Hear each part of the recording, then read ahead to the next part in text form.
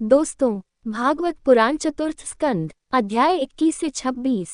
अध्याय 21 पृथु द्वारा अपनी प्रजा को धर्म समझाना। मैत्रेय ने कहा, पृथु अपनी राजधानी में चले गए। नगर को हर जगह मोतियों की मालाओं और फूलों की मालाओं से, रेशमी वस्त्रों और सोने की सजावटी मेहराबों से और अत्यंत सुगंधित धूप जलाने से सजाया गया था। इसकी सड़कें और चौराहे चंदन और अगलोचुम से सुगंधित जल से छिड़के गए थे। वे फूलों, अक्षतों, लाल कुमकुम से रंगे अखंड चावल, फलों, कोमल जौ के अंकुरों, भुने हुए चावल के दानों से सुशोभित थे और दीपों से प्रकाशित थे। ये केले के पेड़ों के साथ साथ फलों और फूलों से लदे युवा रुचि के पौधों से सुशोभित था और आम और अन्य पेड़ों की कोमल पत्तियों की मालाओं से सुशोभित था। उनकी प्रजा चमकीली सोने की बालियां पहने सुंदर लड़कियों के साथ दीपक, पूजा की सामग्री और अन्य सभी शुभ वस्तुओं जैसे दही के साथ उनका स्वागत करने के लिए आगे बढ़ी। शंखनाद, नगाड़े और वैदिक मंत्रों के उच्चारण के बीच अपनी स्तुति के बावजूद भी अभिमान से अछूता योद्धा अपने महल में प्रवेश कर गया।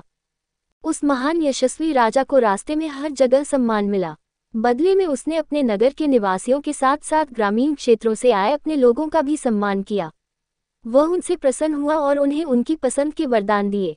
ऐसे अनेक कार्य करके महान गुणों और पवित्र आचरण वाले परम पूज्य राजा ने इस पृथ्वी का शासन किया और अपनी शुद्ध प्रतिष्ठा स्थापित करके परमधाम वैकुंठ को चले गए। सूची ने कहा, हे शौनक, नैमिषवन में यज्ञ सभा के नेता भगवान के महान भक्त विदुर ने कुशीरव के पुत्र मैत्रेय की बहुत आदरपूर्वक पूजा की, जो आदि राजा पृथु के विश्वव्यापी यश का गुणगान कर रहे थे, जिसका गुणगान महान पुण्यात्मा लोग कर रहे थे। उन्होंने उनसे मैत्रेय से इस प्रकार कहा, पृथु, जिन्हें सभी देवताओं से पूजा प्राप्त हुई थी और जिन्होंने भगवान विष्णु की शक्तिशाली और वीर तेज को अपनी भुजाओं में धारण किया था, जिसे उन्होंने गाय के रूप में पृथ्वी को दोहा था, उनका ब्राह्मणों द्वारा राज्याभिषेक किया गया। कौन बुद्धिमान मनुष्य पृथु की कीर्ति को नहीं सुनेगा, जिनके पराक्रम के अवशेषों पर जगत के समस्त शासक, देवता और प्रजा आज भी अपना जीवन यापन कर रहे हैं। अतः आप कृपा करके मुझे उनके पुण्य कर्मों का विस्तारपूर्वक वर्णन करें। मैत्रेय ने कहा, गंगा और यमुना नदियों के बीच स्थित दोआब भूमि में निवास करते हुए पृथु ने केवल उन सुखों का आनंद लिया जो उसके पिछले कर्मों के फलस्वरूप उसके हिस्से में आए थे, क्योंकि वह अपने पुण्य भंडार को समाप्त करना चाहता था, न कि सुखों की लत के कारण। उनका शासन सर्वत्र निर्बाध चलता था। उन्होंने 7 द्वीप महाद्वीपों पर अपना राजदंड संप्रभुता चलाया, ब्राह्मणों और हरि के भक्तों जो उनके पूर्वज के समान थे को छोड़कर। हे विदुर, एक बार जब वे एक महान यज्ञ के लिए नियुक्त हुए, तब वहां देवताओं, ब्राह्मण, ऋषियों तथा राजर्षियों की एक सभा एकत्रित हुई। जब सभी माननीय व्यक्तियों को उनके गुणों और पदों के अनुसार सम्मानित किया गया, तब वह पृथु उस सभा में उसी प्रकार खड़ा हो गया जैसे तारों के बीच में चंद्रमा खड़ा हो। वह लंबा था, उसकी भुजाएं मांसल और लंबी थीं, उसका रंग गोरा था, उसकी आंखें लाल कमल की तरह लाल थीं, उसकी नाक सुडौल थी, उसका चेहरा सुंदर था। वह दिखने में सौम्य था, उसके कंधे गोल थे, उसके दांतों की पंक्तियां और मुस्कान सुंदर थी। उस शक्तिशाली राजा की छाती चौड़ी थी, कमर भरी हुई और भारी थी, पेट पीपल के पत्ते के समान था और 3 तहों से सुशोभित था। उसकी नाभि भंवर के समान गहरी और गोलाकार थी, उसकी जांघें सोने के खंभों के समान थीं और उसके पैरों का अगला भाग कुछ मोटा उभरा हुआ था। उसके सिर पर सुंदर, घुंघराले, काले और चमकदार बाल थे। उसका गला शंख की तरह था, 3 सर्पिल रेखाओं से चिन्हित। उसने 2 महंगे रेशमी वस्त्र पहने थे, एक कमर के चारों ओर और दूसरा शरीर के ऊपरी हिस्से के चारों ओर। अपने यज्ञ व्रत के कारण उन्होंने अपने आभूषण त्याग दिए थे। इस प्रकार उनके शरीर के अंगों की स्वाभाविक शोभा प्रकट हो गई थी। वे काले मृग की खाल से शरीर के ऊपरी भाग को ढांके हुए तथा हाथ में कुछ लेकर उस समय के निर्धारित धार्मिक कर्मों को पूर्ण करने वाले लग रहे थे। उन्होंने अपनी शांत, सुखदायक, स्नेही आंखों से चारों ओर देखा। सभा को आनंद से रोमांचित करने के उद्देश्य से पृथ्वी के स्वामी ने निम्नलिखित भाषण दिया, जो सुनने में सुखद था, सुंदर अलंकारिक अभिव्यक्तियों में लिपटा हुआ, परिष्कृत, अर्थ में गहरा, अविचल और शांत। वह मानो उस समय सभी के लाभ के लिए अपने स्वयं के अनुभवों का संक्षेप में वर्णन कर रहे थे। राजा ने कहा, हे सभा के सदस्यों, कृपया मेरी बात सुनो। यहाँ आए हुए सभी धर्मात्मा लोगों का कल्याण हो। धर्म का वास्तविक स्वरूप जानने के इच्छुक व्यक्तियों को धर्मात्मा लोगों के समक्ष अपने धर्म के बारे में पूरी तरह से बताना चाहिए। इसलिए मैं अपने धर्म के बारे में तुमसे कहता हूँ। मुझे यहाँ एक राजा के रूप में शासन करने और असामाजिक तत्वों को दंड देने, लोगों की रक्षा करने, उन्हें आजीविका के साधन प्रदान करने तथा उनके संबंधित कर्तव्य क्षेत्रों में उन्हें नियंत्रित करने के लिए स्थापित किया गया है।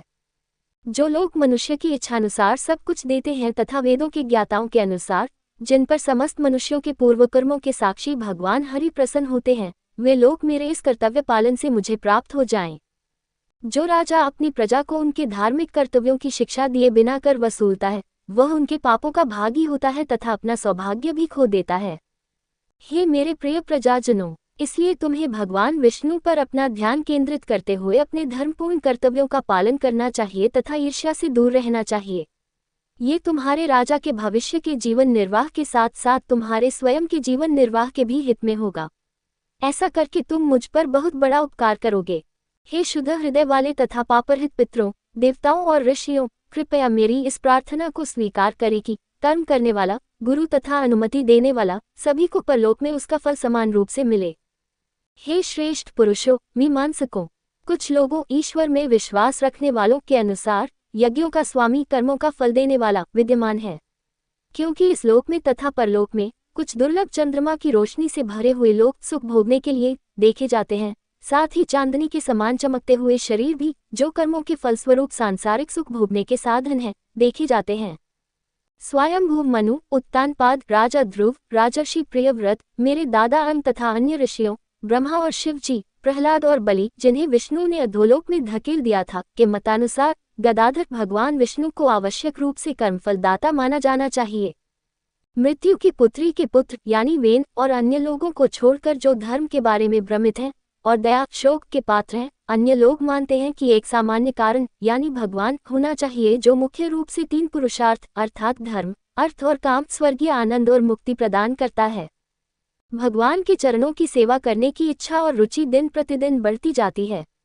भगवान के चरणों के अंगूठे से बहती हुई गंगा की तरह ये सेवा की बढ़ती हुई इच्छा दुखों और क्लेशों से पीड़ित मनुष्यों के मन में पिछले जन्मों के संचित पापों को तुरंत धो देती है। जो व्यक्ति उनके चरणों की शरण लेता है, उसके मन के सभी कष्ट धुल जाते हैं, उसमें वैराग्य और आत्म साक्षात्कार की विशेष शक्तियां विकसित हो जाती हैं और वह संसार जन्म मरण का चक्र में नहीं लौटता, जो अपने साथ सभी दुख लाता है। अपनी क्षमता और योग्यता के अनुसार अपने लक्ष्य मुक्ति की निश्चित प्राप्ति में विश्वास रखते हुए तथा बिना किसी कपट के तुम केवल उन्हीं की पूजा करो, जिनके चरण कमलों में तुम्हारी सारी कामनाएं पूरी होती हैं। अपने व्यवसाय से संबंधित सभी कर्तव्यों, मन, वाणी और शरीर की सभी शक्तियों अर्थात ध्यान, प्रार्थना और पूजा करना तथा अपने अपने जाति और जीवन स्तर, वर्ण और आश्रम के कर्तव्यों के साथ अर्थात उन्हें समर्पित करते हुए। यद्यपि स्वभाव से वह शुद्ध ज्ञान और चेतना है तथा किसी भी गुण से रहित है, फिर भी वह यहाँ स्वयं को असंख्य गुणों या यज्ञ की आवश्यकताओं आदि से युक्त यज्ञ के रूप में प्रकट करता है, जैसे चावल और अन्य बलि सामग्री, गुण, सफेदी, कालापन जैसी चीजों के क्रियाएं, जैसे कि अनाज को भूनना, फटकना, शब्द, यज्ञ में प्रयुक्त मंत्र, उद्देश्य जिसके लिए कार्य किए जाते हैं, इरादा या वस्तु, यज्ञ करने का प्रभावकारिता, इस प्रकार प्रयुक्त यज्ञ सामग्री की और साधन जिससे यज्ञ को जाना जाता है, जैसे अग्निष्टोम। जिस प्रकार लकड़ी में आग लकड़ी के सभी गुणों जैसे आकार, आकृति आदि से युक्त प्रतीत होती है, उसी प्रकार सर्वज्ञ भगवान हालांकि मूलतः स्वयं परम आनंद हैं, शरीर में बुद्धि या चेतना जो स्वयं को बाह्य वस्तुओं के साथ तादात्म्य स्थापित करती है के रूप में प्रकट होते हैं, जो कि प्रधान प्रकृति काल का सिद्धांत जो प्रकृति के गुणों में हलचल या उद्वेग उत्पन्न करता है, वासना अतीत के कर्मों द्वारा मन पर अनजाने में छोड़े गए संस्कार जो सुख या दुख को जन्म देते हैं, और धर्म, पुण्य या पाप जो किसी व्यक्ति के भाग्य या अवगुण का निर्माण करते हैं, का उत्पाद है और स्वयं को धार्मिक कृत्यों जैसे एक बलिदान के फल के रूप में प्रकट करते हैं। हे, मैं कितना धन्य हूँ कि मेरे दृढ़ व्रतधारी प्रजाजन इस लोक में अपने निर्धारित धार्मिक कर्तव्यों का पालन करते हुए सदैव हरि की पूजा करते हैं। भगवान हरि जो कि गुरु या पिता हैं तथा यज्ञों में आहुतियां ग्रहण करने वाले देवताओं के परमेश्वर हैं, ये प्रजाजन मुझ पर महान उपकार करते हैं। महान सैन्य शक्ति और ऐश्वर्य से उत्पन्न शासक राजकुलों की सैन्य चमक कभी भी अजेय भगवान विष्णु के उपासक वैष्णवों की जाति पर हावी नहीं हो सकती और उन ब्राह्मणों की जाति पर भी हावी नहीं हो सकती जो ऐश्वर्य से रहित होते हुए भी अपने धैर्य, कठोर तपस्या और विद्या के कारण तेजस्वी हैं। भगवान हरि जो सबसे प्राचीन हैं, जो ब्रह्मा जैसे महान देवताओं में श्रेष्ठ हैं, वे भी ब्राह्मणों पर कृपा करते हैं। उनके चरणों में वंदन करने से ही उन्हें लक्ष्मी धन की देवी प्राप्त हुई, जो उन्हें कभी नहीं छोड़ती तथा उन्हें महान यश प्राप्त हुआ, जिससे संसार पवित्र हो जाता है। जो परम स्वतंत्र परमेश्वर सबके हृदय में निवास करते हैं तथा जिन्हें ब्राह्मण प्रिय हैं, वे उनकी ब्राह्मणों की सेवा से अवश्य प्रसन्न होते हैं। अतः जो संयमी, अनुशासित तथा भागवत में वर्णित धर्म कर्मों में तत्पर हैं तथा ब्राह्मणों को प्रसन्न करते हैं, उनके द्वारा ब्राह्मण जाति की सेवा सच्चे मन से की जाए। ब्राह्मण जाति की निरंतर संगति और सेवा से मन शीघ्र ही पवित्रता और शांति प्राप्त कर लेता है और फलस्वरूप व्यक्ति स्वतः ही ज्ञान या योगाभ्यास प्राप्त करने के किसी भी प्रयास के बिना परम आनंद और अंतिम मुक्ति को प्राप्त कर लेता है। क्या ब्राह्मण जाति से बढ़कर अग्नि द्वारा आहुति ग्रहण करने वाले देवताओं का कोई श्रेष्ठ मुख है? यज्ञ और ज्ञान का फल ब्राह्मणों की सेवा से प्राप्त होता है। जो अनंत भगवान स्वयं ज्ञानस्वरूप हैं और समस्त प्राणियों में निवास करते हैं, वे चेतना रहित यज्ञ में चढ़ाई गई आहुतियों को उतना पसंद नहीं करते जितना कि सत्य के ज्ञाताओं द्वारा यज्ञ में आवाहित आराध्य देवताओं जैसे इंद्र, वरुण के नाम से ब्राह्मणों के मुख में श्रद्धापूर्वक चढ़ाई गई आहुतियों को पसंद करते हैं। वेदों के वास्तविक अर्थ को समझने के लिए, जिनमें ब्रह्मांड स्वच्छ दर्पण की भांति स्पष्ट रूप से प्रतिबिंबित होता है, वे ब्राह्मण शुद्ध और सनातन वेदों को श्रद्धा, कठोर तपस्या, शुभ आचरण, वेद अध्ययन से असंबंधित वाणी पर संयम, आत्मसंयम और मन की एकाग्रता के साथ अपनी स्मृति में धारण करते हैं। इसलिए वेदों के ज्ञान के कारण ब्राह्मण अग्नि से भी श्रेष्ठ हैं।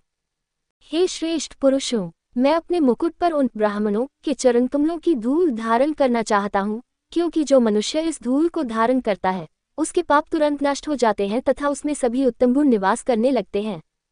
जो व्यक्ति उत्तम गुणों का भंडार है, चरित्र को ही अपना धन मानता है, कृतज्ञता से भरा है तथा बुद्धिमान वृद्ध लोगों की शरण में रहता है, उसके पीछे हर दृष्टि से समृद्धि और कामनाओं की सिद्धि सदैव लगी रहती है। ब्राह्मणों की जाति, गौओं की जाति, भगवान विष्णु तथा उनके भक्त और अनुयायी मुझ पर कृपा करें। मैत्रेय ने कहा, राजा के इस प्रकार कहने पर समस्त पितर, देवता तथा ब्राह्मण हृदय से अत्यंत प्रसन्न हुए।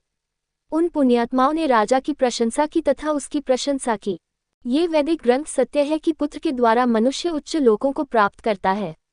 क्योंकि पापी वेन पृथु का पिता, जो ब्राह्मण के श्राप से मारा गया था, पृथु के माध्यम से अंधकार में नरक से पार हो गया है। हिरण्यकशिपु भी भगवान की निंदा करने के कारण घोर नरक में जाने वाला था, किंतु अपने पुत्र प्रहलाद के धर्म बल से वह उस नरक को पार कर गया। हे श्रेष्ठ योद्धा, हे पृथ्वी के पिता, आप समस्त लोकों के एकमात्र शासक भगवान विष्णु के प्रति ऐसी भक्ति रखते हुए चिरकाल तक दीर्घायु हों। हे पवित्र यश के राजा, आपके शासक होने से हम आज ऐसा मान रहे हैं मानो भगवान विष्णु हमारे शासक हैं, क्योंकि आपने हमें ऐसे विष्णु की कथा सुनाई है जिनकी कीर्ति अन्य लोगों को नरकलोक से बचाती है तथा जो ब्राह्मणों के हितैषी हैं। हे प्रभु, दया से भरे हुए महान पुरुषों का स्वभाव ही अपनी प्रजा से प्रेम करना होता है। इसलिए इसमें कोई आश्चर्य नहीं कि आप अपने आश्रितों को इस प्रकार उपदेश देते हैं। हे राजन, आपने आज हमें नरक से पार उतार दिया है। हम लोग जो अपने पूर्वजन्म के कर्मों के कारण अपनी अंतर्दृष्टि खोकर संसार में भटक रहे थे। हे सात्विक गुणों से युक्त परम शक्तिशाली पुरुष, आपको नमस्कार है। आप अपनी शक्ति से ब्राह्मणों को प्रेरित करके क्षत्रिय जाति का पालन करते हैं और क्षत्रिय अपनी शक्ति से ब्राह्मणों और क्षत्रियों दोनों को प्रेरित करके ब्रह्मांड का पालन करते हैं। अध्याय 22 सनत कुमार का पृथु को उपदेश। मैत्रेय ने कहा, जब लोग इस प्रकार महापराक्रमी पृथु की प्रशंसा कर रहे थे, तब वहां सूर्य के समान तेजस्वी 4 ऋषि आए। राजा ने अपने सेवकों के साथ उन मुनिराजों को स्वर्ग से उतरते देखा। उनकी प्रभा से, जो समस्त लोगों को पाप मुक्त करने वाली थी, वे सनक आदि ऋषिगण पहचाने गए। जैसे इंद्रियों का स्वामी जीव इंद्रिय विषयों की ओर दौड़ता है, वैसे ही वेनपुत्र पृथु दरबारियों और सेवकों के साथ तुरंत उठकर ऋषियों के पास गया, मानो उन्हें देखते ही प्राण वापस आ गए हों। जब ऋषियों ने प्रारंभिक स्वागत अर्घ्य स्वीकार किया और अपने आसन पर बैठ गए, तो विनम्र राजा, जो उनकी भव्य उपस्थिति से सम्मोहित हो गए थे, ने विनम्रता से अपना सिर झुकाया और उचित औपचारिकताओं के साथ उनकी पूजा की। स्वयं को शुद्ध करने के लिए उसने अपने सिर के बालों पर जल छिड़का और उससे उनके पैर धोए। इस प्रकार उसने पुण्यात्माओं के आचरण का अवलोकन किया और उनके प्रति सम्मान प्रदर्शित किया। राजा में गहरी आस्था और आत्म अनुशासन था और वह बहुत प्रसन्न था। उसने भगवान शिव के उन बड़े भाइयों को संबोधित किया, जो सोने के ढेर पर बैठे थे और अपनी अपनी वेदियों में यज्ञ की अग्नि की तरह दिख रहे थे।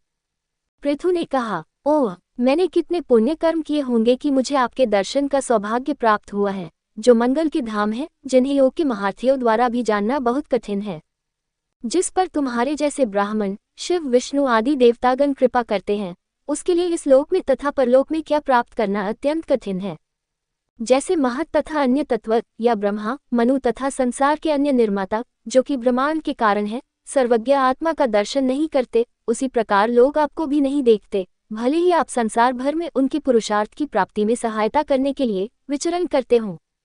वे गृहस्थ धन्य हैं जो धनहीन होते हुए भी अपने घर में जल, दर्भ, चटाई, रहने की जगह तथा घर का स्वामी और उसके आश्रित सत्कार्यों के लिए तत्पर रहते हैं। अवांछित वे घर हैं जो विषैले सर्पों से भरे हुए वृक्षों के समान हैं, तथापि जो सब प्रकार के धन धान्य से सुसज्जित हैं, तथापि वे भगवान विष्णु के भक्तों के चरण प्रक्षालन के पवित्र जल से पवित्र नहीं होते। हे श्रेष्ठ ब्राह्मणों, तुम्हारा आगमन स्वागत योग्य है। तुम मोक्ष प्राप्ति के लिए दृढ़ निश्चय करके बचपन से ही निष्ठापूर्वक और दृढ़ मन से महान व्रतों जैसे आजीवन ब्रह्मचर्य का पालन करते रहे हो। या ब्राह्मणों, जिनके व्रतों का पालन मोक्ष की इच्छा रखने वाले अन्य अज्ञानी व्यक्ति करते हैं। हे गुरुजनों, हम लोगों के लिए क्या कोई कल्याण की आशा है, जो इंद्रिय विषयों की प्राप्ति को ही जीवन का लक्ष्य मानते हैं और जो अपने कर्मों के कारण दुखों की शैया रूपी संसार में गिर पड़े हैं। अतिथियों का कुशलक्षेम पूछने का शिष्टाचार आपके माननीय सदस्यों के लिए उपयुक्त नहीं है अथवा वांछनीय भी नहीं है, क्योंकि वे आत्मा के आनंद में लीन रहते हैं तथा कल्याण या अन्य किसी विचार से परे रहते हैं। आप दुखी लोगों के मित्र और शुभचिंतक हैं, अतः आप पर पूर्ण विश्वास रखते हुए मैं आपसे ये जानना चाहता हूँ कि इस संसार में शीघ्र मोक्ष कैसे प्राप्त किया जा सकता है। ये स्पष्ट है कि जो अजन्मा भगवान नारायण आत्मज्ञानी मुनियों की आत्मा के रूप में प्रकाशित होते हैं और जो स्वयं भक्तों के हृदय में प्रकट होते हैं, वे अपने भक्तों पर कृपा बरसाने के लिए सिद्धों तुम्हारे समान के रूप में संसार में विचरण करते हैं। मैत्रेय ने कहा। पृथु की सुंदर, तर्कपूर्ण, अत्यंत महत्वपूर्ण, संक्षिप्त, मधुर वाणी सुनकर सनत कुमार ने किंचित मुस्कुराकर प्रसन्नतापूर्वक उत्तर दिया। सनत कुमार ने कहा, हे महाराज, आपके हृदय में समस्त प्राणियों के कल्याण को ध्यान में रखकर आपने एक अच्छी जांच की है, यद्यपि इसका उत्तर भी आप ही जानते हैं, क्योंकि धर्मात्माओं का स्वभाव ऐसा ही होता है। धर्मात्माओं की सभा वक्ता और श्रोता दोनों को बहुत प्रिय होती है, क्योंकि उनके संवाद और प्रश्न सबका सुख बढ़ाते हैं। हे राजन, आपके महाराज को भगवान विष्णु मधु राक्षस के शत्रु के चरण कमलों के उत्तम गुणों का स्तवन करने में नित्य और स्थायी प्रेम है। ऐसा नित्य प्रेम अन्य में मिलना कठिन है। ऐसा प्रेम यदि उत्पन्न हो तो हृदय में व्याप्त वासनाओं और इच्छाओं के चिपचिपे मैल को, जिसे निकालना कठिन है, पूरी तरह से झाड़ देता है। शास्त्रों में प्राणियों के कल्याण के विषय में गहन अन्वेषण किया गया है तथा यह निश्चित रूप से निर्णय लिया गया है कि आत्मा के अतिरिक्त अन्य वस्तुओं जैसे अपना शरीर के प्रति पूर्ण अनासक्ति, निर्गुण ब्रह्म तथा आत्मा में दृढ़ तथा निरंतर प्रेम, यही मनुष्यों के परम सुख के साधन है। निर्गुण ब्रह्म में आसक्ति और समस्त अनात्म जगत अनात्म से अनासक्ति, कार्य और कारण दोनों ही तीव्र श्रद्धा, भगवान के प्रति धार्मिक कर्तव्यों का पालन, सत्य के बारे में विवरण जानने की इच्छा, योग के आध्यात्मिक मार्ग में दृढ़ विश्वास, योग के भगवान के बारे में ध्यान और पवित्र यश के भगवान की पवित्र कथाओं का निरंतर श्रवण करने से धन में आनंद लेने वाले तामस लोगों और कामुक सुखों के आनंद में आनंद लेने वाले राजस लोगों के साथ संगति करने की इच्छा को समाप्त करने से और एकांत प्रेम के माध्यम से आत्मा के आनंद का आनंद लेने के लिए, जो उनके लिए बहुत मूल्यवान है, गंदे पैसे और इंद्रिय तृप्ति से अनासक्ति से अहिंसा का पालन करके, परमहंस नामक सर्वोच्च तपस्वी क्रम के लिए निर्धारित आचरण के मार्ग का पालन करके, भगवान हरि की कथाओं के रूप में अमृत के उच्चतम रूप को पीकर, इच्छाओं से बचकर और यम संयम और नियम पालन नामक आत्मानुशासन के नियमों का पालन करके, निंदा से दूर रहकर और शास्त्रों में वर्णित ईश्वर प्राप्ति के अन्य मार्गों की निंदा करके, इच्छाहीनता से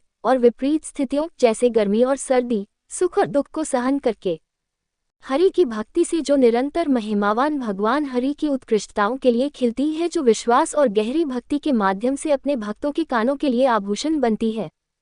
जब ब्रह्म में आसक्ति और आनंद दृढ़ हो जाता है, तब मनुष्य आध्यात्मिक गुरु की खोज करता है।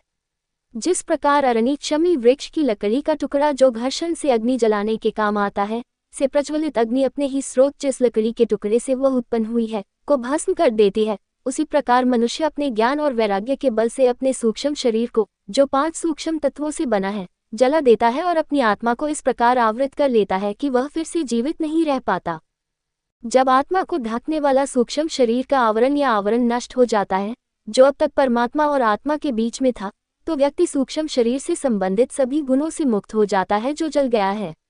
इसके बाद वह सुख, दुख आदि की अपनी व्यक्तिपरक अवस्थाओं को नहीं देख पाता है जो उसके भीतर है, और न ही वस्तुओं जैसे बर्तन, कपड़े का टुकड़ा को देख पाता है जो उसके लिए बाहरी है। जैसे कि एक स्वप्न से जागा हुआ आदमी उन वस्तुओं को नहीं देख पाता है जिन्हें वह अपने सपने में देख रहा था। जागृति और स्वप्न की अवस्था में जब तक मन की यह उपाधि संस्कार जारी रहती है, तब तक मनुष्य स्वयं को, दृष्टा को, इंद्रियों के विषयों को तथा उन दोनों से परे जो कुछ है अर्थात अहंकार जो उनके बीच दृष्टा और दृश्य संबंध स्थापित करता है को देख सकता है, अन्यथा नहीं, जैसे कि निद्रा में। उदाहरणार्थ, यदि कहीं भी प्रतिबिंबित करने वाली स्थिति उपाधि जैसे जल, दर्पण या ऐसी अन्य स्थिति उपस्थित हो, तो मनुष्य अपने प्रतिबिंब की वस्तु और दूसरी वस्तु अपना प्रतिबिंब में अंतर देख सकता है, परावर्तक माध्यम के अभाव में नहीं। जो लोग सांसारिक भोगों के विषय में सोचते रहते हैं, उनका मन उनकी इंद्रियों द्वारा विचलित हो जाता है, जो सांसारिक भोगों के विषयों की ओर आकर्षित होती हैं, और इससे बुद्धि अपनी विचार शक्ति और विवेक शक्ति खो देती है। जैसे कि तालाब का पानी घास के झुरमुट की जड़ों द्वारा अदृश्य रूप से चूस लिया जाता है। तर्क शक्ति के नष्ट हो जाने के परिणामस्वरूप स्मृति नष्ट हो जाती है। स्मृति नष्ट होने से ज्ञान और बुद्धि नष्ट हो जाती है।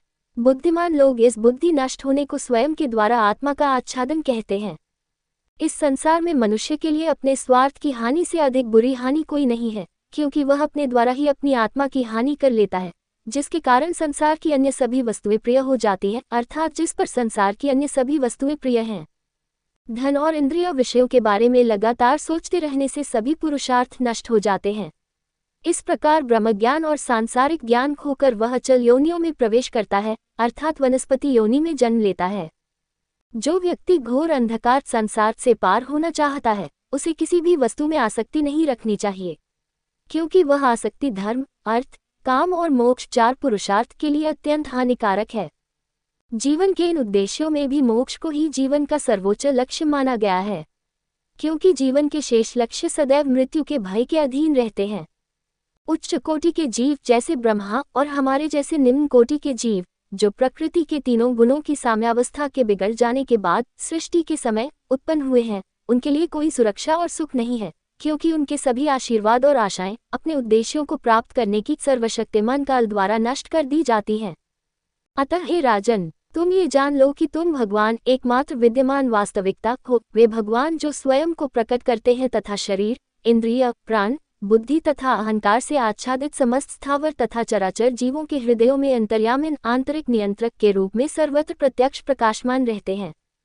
मैं उस परमात्मा की शरण लेता हूँ जो नित्य मुक्त, अत्यंत शुद्ध, परमज्ञानी, स्वयं सत्य स्वरूप है, और जिसने विभिन्न जीवों के कर्मों से दूषित प्रकृति को जीत लिया है, तथा जिसके अंदर उत्तम अक्षर पदार्थों वाला ये जगत माया के रूप में प्रकट होता है, जो फूलों की माला के सर्प के समान भ्रम दूर हो जाने पर विवेकशील बुद्धि के उदय होने पर लुप्त हो जाता है। इसलिए तुम भगवान वासुदेव को ही शरण लो। भगवान वासुदेव, जिनके चरण कमलों की पंखुड़ी सी शोभा पर भक्ति और एकाग्रता के द्वारा संत भक्त जन कर्मों द्वारा हृदय में बनी अहंकार की गांठ को इतनी सरलता से काट देते हैं कि मन को सारी सांसारिक विचारों से मुक्त करके उसे खाली रखने वाले और अपनी इंद्रियों को वश में करने वाले सन्यासी और तपस्वी भी ऐसा करने में असमर्थ होते हैं। जो लोग संसार रूपी सागर को पार करने के लिए भगवान की नाव का सहारा नहीं लेते, उनके लिए यहाँ बहुत बड़ी मुसीबत है। ये सागर 6 प्रकार के काम, क्रोध, लोभ, मद, मोह, मत्सर या मन और 5 इंद्रियों मगरमच्छों से भरा हुआ है, क्योंकि वे कष्टदायक साधनों जैसे योगाभ्यास द्वारा संसार को पार करना चाहते हैं।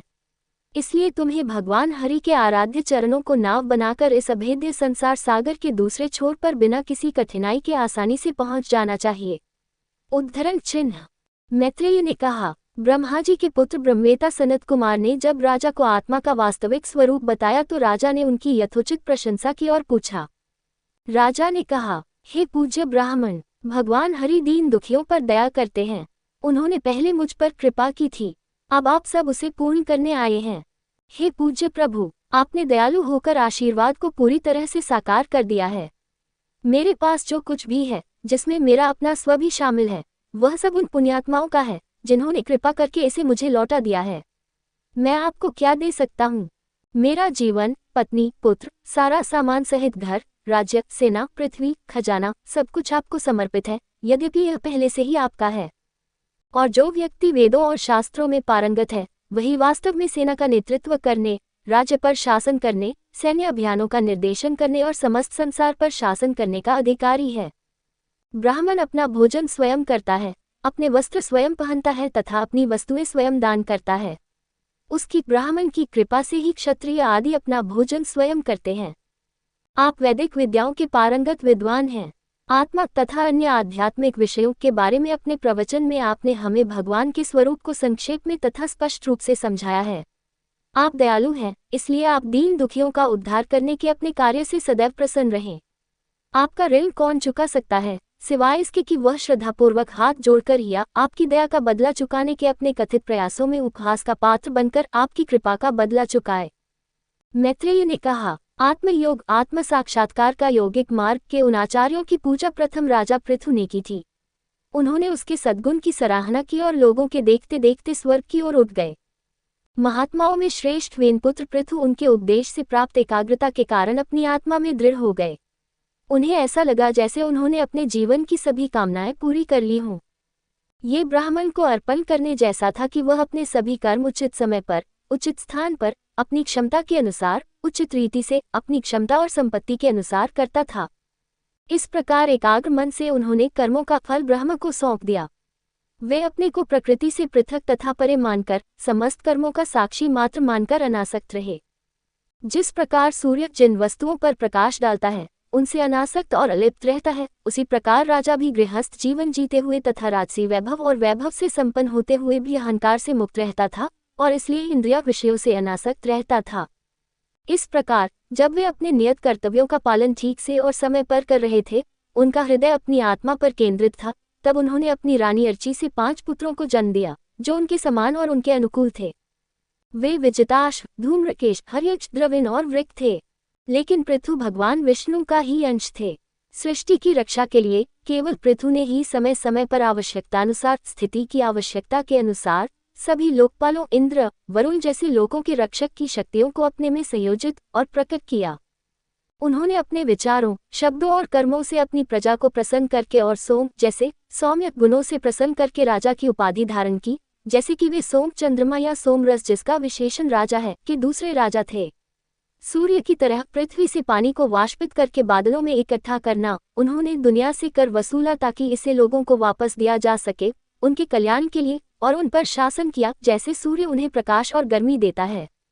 वह अपने तेज में अग्नि के समान अजेय था, वह महान इंद्र के समान अजेय था, वह सहनशीलता में पृथ्वी के समान था तथा अपनी प्रजा को इच्छित वस्तुएं प्रदान करने में स्वर्ग के समान था। वर्षा के देवता की तरह वह अपनी प्रजा की संतुष्टि के लिए उनकी इच्छानुसार वर्षा करता था। समुद्र की तरह वह इतना गहरा था कि उसे समझा नहीं जा सकता था। अपनी दृढ़ता में वह पर्वतों के राजा मेरु के समान था। दंड देने में वह यम धर्म के समान था। अद्भुत तक दृश्यों, अयस्कों की खोज आदि में वह हिमालय के समान था। उसके पास कुबेर धन के देवता जैसा समृद्ध खजाना था। उसके पास वरुण के समान अपार अघोषित खजाने थे। शारीरिक शक्ति, बल और ऊर्जा में तथा कहीं भी जाने की क्षमता में वे वायु के समान थे। अपनी अदम्यता में वे भगवान शिव के तुल्य थे। सौंदर्य में वे प्रेम के देवता के समतुल्य थे। उत्साह में वे सिंह के समान थे। पितावत स्नेह में वे मनु के समान थे तथा मनुष्यों पर प्रभुत्व में वे ब्रह्मा के समान थे। वे वेदों के ज्ञान में बृहस्पति थे तथा आत्मसंयम में वे भगवान हरि के समान थे। जबकि वे केवल गौओं, ब्राह्मणों, गुरु, हरि के भक्तों के प्रति अपनी भक्ति तथा शील, नम्रता, अच्छे स्वभाव तथा दूसरों के हित के लिए कार्य करने जैसे गुणों में ही भगवान हरि के समान थे। चूंकि उनकी महिमा तीनों लोकों में सर्वत्र लोगों द्वारा उच्च स्वर में गाई गई, अतः वे स्त्रियों के कानों तक उसी प्रकार पहुंच गए जैसे कि राम ने साधु पुरुषों के कानों में प्रवेश किया था। अध्याय 23 पृथु की तपस्या और स्वर्गारोहण। मैत्रेय ने कहा, संयमी वेनपुत्र पृथु ने प्रजापालक होकर अपनी सृष्टि के पालन की व्यवस्था की थी, अर्थात कृषि की स्थापना करके, नगर, ग्राम आदि मानव निवास की स्थापना करके। उन्होंने स्थावर जंगम प्राणियों के जीवन यापन की व्यवस्था की थी। उन्होंने धर्म के पालन में धर्म का समर्थन किया था। उन्होंने भगवान का वह कार्य किया जिसके लिए वे इस संसार में उत्पन्न हुए थे। एक दिन उन्होंने अपने को बहुत बूढ़ा पाकर अपनी पुत्री रूपी पृथ्वी को अपने पुत्रों को सौंप दिया, जो उनके वियोग में मानो रो रही थी। किसी के द्वारा सेवा न किए जाने पर वे अपनी रानी सहित तपस्या वन में चले गए, जबकि प्रजा उदास और निराश हो गई। वहां भी उन्होंने आत्मा अनुशासन के नियमों के पालन में किसी भी प्रकार की बाधा डाले बिना उसी उत्साह और दृढ़ संकल्प के साथ वानप्रस्थों द्वारा स्वीकृत कठोर तपस्या का अभ्यास करना शुरू कर दिया, जो उन्होंने पहले विश्व विजय में दिखाया था। वह कंदीय और साधारण जड़ों और फलों पर और कभी कभी सूखे पत्तों पर जीवित रहता था। कुछ पखवाड़े तक उसने केवल पानी पिया और उसके बाद उसने केवल हवा पर निर्वाह किया। गर्मियों में योद्धा ऋषि पंचाग्नि साधना करते थे, जिसमें व्यक्ति को सूर्य की रोशनी में और चारों दिशाओं में जलती हुई 4 अग्नियों के बीच बैठना होता है। बरसात के मौसम में वह खुद को बारिश की मूसलाधार बारिश में डुबोकर रखते थे। सर्दियों में वह गर्दन तक ठंडे पानी में डूबे रहते थे और नंगे जमीन पर सोते थे पूरे साल। उन्होंने धैर्य का अभ्यास किया, अपनी वाणी और इंद्रियों पर नियंत्रण रखा, ब्रह्मचर्य का पालन किया और प्राणायाम सांस पर नियंत्रण में महारत हासिल की। उन्होंने भगवान कृष्ण को प्रसन्न करने की इच्छा से सबसे कठोर तपस्या की। उस कठोर तप के अभ्यास से, जो धीरे धीरे पूर्णता को प्राप्त हुआ, उसके कर्मों का संतुलन समाप्त हो गया और वह मन से शुद्ध हो गया। प्राणायाम श्वास नियंत्रण के माध्यम से सभी 6 वासनाएं पूरी तरह से वश में हो गई और वासना का बंधन कट गया। उस श्रेष्ठ पुरुष पृथु ने उस परम पुरुष की आराधना उस सर्वोच्च योग के द्वारा की, जिसे पूज्य संत कुमार ने उन्हें आत्मा तक पहुंचने का सर्वोत्तम मार्ग बताया था। जब वह धर्मात्मा राजा भगवान के प्रति पवित्र कर्तव्यों का पालन कर रहा था और निरंतर श्रद्धापूर्वक परिश्रम कर रहा था, तब उसकी अनन्य महिमावान ब्रह्म के प्रति पूर्ण भक्ति विकसित हो गई।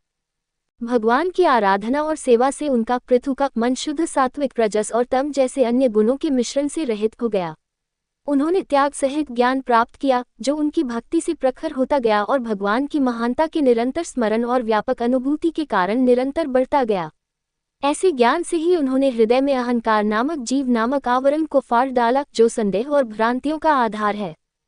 जब उसकी आत्म शरीर पहचान की अवधारणा दूर हो गई और उसे अपनी आत्मा के वास्तविक स्वरूप का एहसास हो गया, तो वह अपने द्वारा अर्जित रहस्यमय योगिक शक्तियों जैसे अनिमा, लघिमा आदि में भी इच्छा रहित और उदासीन हो गया। उसने ज्ञान प्राप्त करने का प्रयास छोड़ दिया, जिसके द्वारा उसने अपने आवरण, जिसे जीव या अहंकार कहा जाता है, जो संदेह का स्रोत है, को फाड़ दिया। जब तक एक सन्यासी योग के मार्ग पर चलने वाला भी भगवान कृष्ण की कहानियों के प्रति भक्ति और लगाव महसूस नहीं करता, तब तक वह यौगिक अनुशासन और योग द्वारा प्राप्त रहस्यमय शक्तियों से आकर्षित होना बंद नहीं करेगा। इस प्रकार अपने जीवन के अंत समय में महानायक ने अपने मन को परमात्मा में दृढ़तापूर्वक एकाग्र किया और ब्रह्म में स्थित होकर उन्होंने अपनी नश्वर देह त्याग दी। उन्होंने अपनी दोनों एड़ियों को गुदा पर कसकर दबाया। उन्होंने धीरे धीरे अपनी प्राणवायु को मूलाधार चक्र से ऊपर की ओर खींचा। उन्होंने प्राणवायु को क्रमिक रूप से नाभि और फिर हृदय, छाती, गले और सिर यानी भौहों के बीच के स्थान पर ऊपर की ओर खींचा, यानी निम्नलिखित चक्रों या रहस्यमय जालों के माध्यम से मणिपुर, मानस या सौर जाल, अनाहत, विशुद्ध और आज्ञा। धीरे धीरे उन्होंने अपनी सांस को सिर के शिखर तक पहुंचाया और उसे ब्रह्मरंध्र, सिर के शिखर का छिद्र, जिससे आत्मा शरीर से बाहर निकलती है, में भर दिया। अपने को सभी इच्छाओं से मुक्त करके उन्होंने शरीर के वायु तत्व को बाह्य वायु तत्व में, पृथ्वी तत्व, शरीर में ठोस पदार्थ को पृथ्वी तत्व में, निर्वात इंद्रिय रूपी छिद्रों में को ब्रह्मांडीय आकाश तत्व में तथा शरीर के द्रव्य को जल तत्व में मिला दिया। प्रत्येक का अपना अपना स्रोत है। अपने ज्ञान के लिए फिर उन्होंने ब्रह्मांडीय तत्वों के विलय का विचार किया। इस प्रकार स्माइली फेस पृथ्वी का जल में, जल का अग्नि में, अग्नि का वायु में तथा वायु का ब्रह्मांडीय आकाश में, जो तामस अहंकार की उपज है। इस प्रक्रिया को लय चिंतन अवशोषण की प्रक्रिया का चिंतन कहा जाता है। उन्होंने मन अर्थात इष्ट देवों को भी को इंद्रियों में लीन कर दिया, इंद्रियों को सूक्ष्म तत्वों में लीन कर दिया, जिनसे वे पृथक रूप से उत्पन्न हुए थे। इन्हें आकाश, इंद्रिया और मन सूक्ष्म तत्वों में विलीन हो गए, जैसा कि ऊपर वर्णित है। उन्होंने और भी ऊपर ले गए और उन्होंने अहंकार सहित उपरोक्त वस्तुओं का चिंतन किया, जो महत्तत्व ब्रह्मांडीय बुद्धि का सिद्धांत में विलीन हो गए।